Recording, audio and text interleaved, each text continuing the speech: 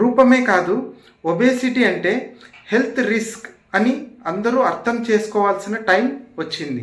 అవునా, నిజమా? బాడీలో అవసరానికి మించి ఫ్యాట్ చేరి బాడీ ఫంక్షన్స్ని డిస్టర్బ్ చేసే స్థితిని ఒబేసిటీ లేదా ఊబకాయం అంటారు. బిఎంఐ 30+ ఉంటే ఒబేసిటీ అంటారు.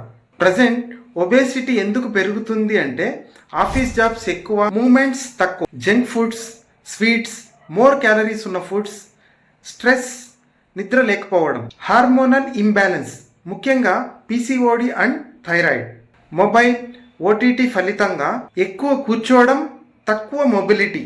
మనం గుర్తించని ఒబేసిటీ సిమ్టమ్స్ అలసట, ఆకలి ఎక్కువగా అవ్వడం, బెల్లీ ఫ్యాట్ పెరగడం, పొట్టేసుకొని నిద్రలో గురక, ఆయాసం.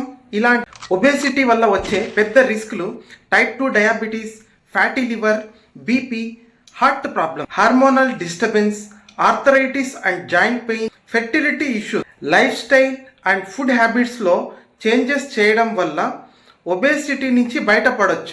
ఒబేసిటీ ఒక హెల్త్ కండిషన్. షేప్ మార్చడం కాదు, లైఫ్ సేవ్ చేయడం ప్రధాన లక్ష్యం.